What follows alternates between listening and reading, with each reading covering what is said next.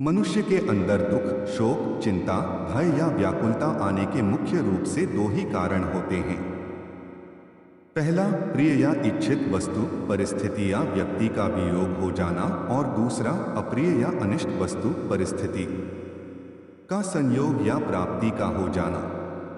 इन दोनों परिस्थितियों में कुछ व्यक्ति बहुत अधिक दुखी या व्याकुल हो जाते हैं और मानसिक तनाव के कारण बीमार हो जाते हैं, परंतु कुछ व्यक्ति विपरीत या प्रतिकूल परिस्थिति में कम प्रभावित होते हैं या उससे जल्दी बाहर निकलकर अपने दैनिक क्रियाकलापों में व्यस्त हो जाते हैं।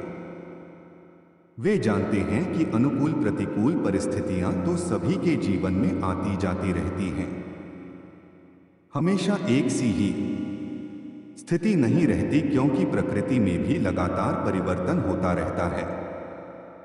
इन दोनों प्रकार के व्यक्तियों के अलावा कुछ लोग ऐसे भी होते हैं जो काल्पनिक स्थिति का विचार करते रहने के कारण भयभीत या व्याकुल रहते हैं, जैसे कहीं मुझे कोविड या दूसरी कोई बड़ी बीमारी न हो जाए।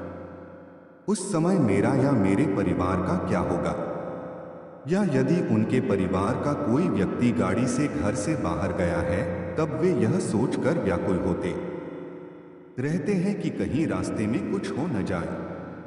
कुंडली में शनि की ऐसी स्थिति हमेशा देती है शुभ फल। भगवान ने गीता में कहा है कि जिस मनुष्य के व्यवहार या क्रियाकलापों से दूसरे मनुष्य उद्विग्न या व्याकुल नहीं होते, या वह स्वयं भी दूसरे मनुष्यों से उद्विग्न नहीं होता, जो सुख दुख या ईर्ष्या, भय और उद्विग्नता से रहित है, वह मनुष्य मुझे प्रिय है। इस श्लोक में भगवान ने 3 बार उद्वेग के विषय में कहा है। अन्य शास्त्रों में भी 3 प्रकार के ताप या दुख का जिक्र आता है। गीता में आता है, दुखों की प्राप्ति होने पर जिसके मन में उद्वेग नहीं होता, सुखों की प्राप्ति में जो सर्वथा इच्छारहित है, जिसके राग, भय और क्रोध नष्ट हो गए हैं, ऐसा व्यक्ति स्थिर बुद्धि कहा जाता है। इसलिए स्थिर बुद्धि वाला मनुष्य उपरोक्त तीनों प्रकार की परिस्थिति आने पर भी बहुत व्याकुल नहीं होता। उसमें कोई बहुत बड़ी हलचल नहीं होती, वह शांत रहता है। तब वह अपना कार्य और भी विचार पूर्वक सावधानी के साथ करते हुए उस प्रतिकूल परिस्थिति से बहुत शीघ्र ही बाहर निकल जाता है। यदि हमें अपना कार्य पूरा करने के बाद इच्छानुसार परिणाम प्राप्त नहीं हुआ, तब हमें व्याकुल होने के स्थान पर उस पर भली भांति विचार करना चाहिए कि कहां पर हमसे कमी रह गई। उस पर ध्यान रखते हुए भविष्य में फिर प्रयास कर सकते हैं।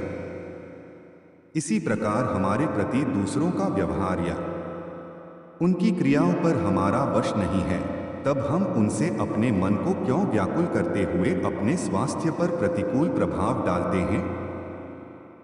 इसके अतिरिक्त मन में आने वाले काल्पनिक विचारों से भी अपने मन को व्याकुल नहीं करना चाहिए।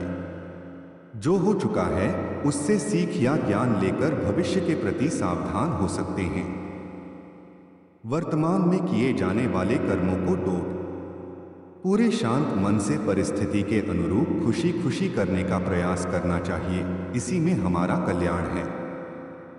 इसके अतिरिक्त दूसरों की उन्नति होने पर हमें उनसे ईर्ष्या का भाव रखकर अपने मन को मलिन या व्याकुल नहीं करना चाहिए।